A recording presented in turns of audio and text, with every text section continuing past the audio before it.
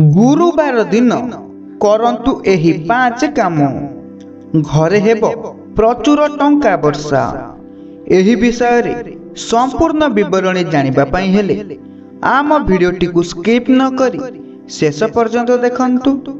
जदि आपण आम चैनल रे नुआ अछंती आम चैनल को सब्सक्राइब करी ऑल नोटिफिकेशन ऊपर क्लिक करंतु।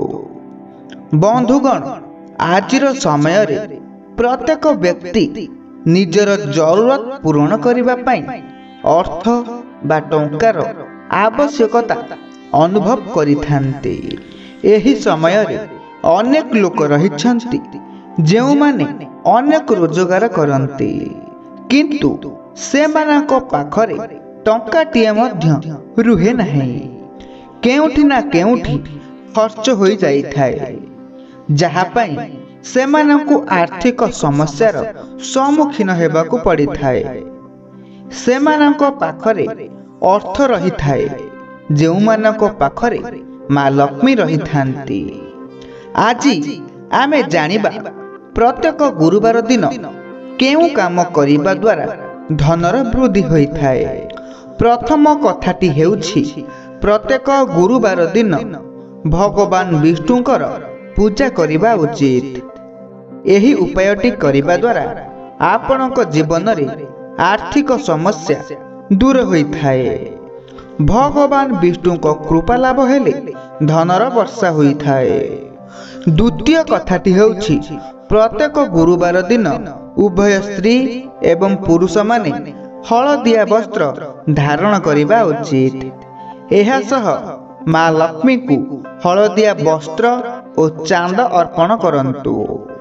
मां लक्ष्मीकर कृपा लाभ हेले धनर अभाव केबे मध्य देखा देव नाही। तृतीय कथाटी हेउछि गुरुवार दिन हलदी पानी रे प्रत्येक व्यक्ति स्नान करिबा उचित। एहा छड़ा कदली गछरे हलदी पानी अर्पण करंतु।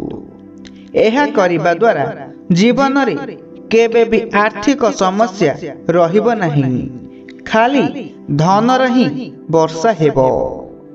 चतुर्थ कथाटी हेउछि धनर अभाव को दूर करिबा पई गुरुवार दिन उपवास पालन करंतु। एही समय रे हलदिया जिनिसर दान करंतु। एहा करिबा द्वारा मां लक्ष्मी प्रसन्न होई थांती ओ घरे सुख समृद्धि धनर वृद्धि होई थाए। पंचम कथाटी हेउछि प्रत्येक गुरुवार दिन तुलसी गछ पूजा करिबा समय रे कंचा क्षीर अर्पण करंतु। गुरुवार दिन बृहस्पति ग्रह को शांत रखिबा पई भगवान शिव को हलदिया रंगर फूल अर्पण करंतु। एहा करिबा द्वारा आपणक बृहस्पति ग्रह प्रसन्न होई थाए एवं सब ग्रह दोष दूर होई थाए। जदि एही वीडियोटी आपण मानकु भल लागि थाए वीडियोटी को लाइक शेयर कमेंट करंतु। जदि आपण आम चैनल रे नुआ अछंती आम चैनल को सब्सक्राइब करी ऑल नोटिफिकेशन ऊपर क्लिक करंतु।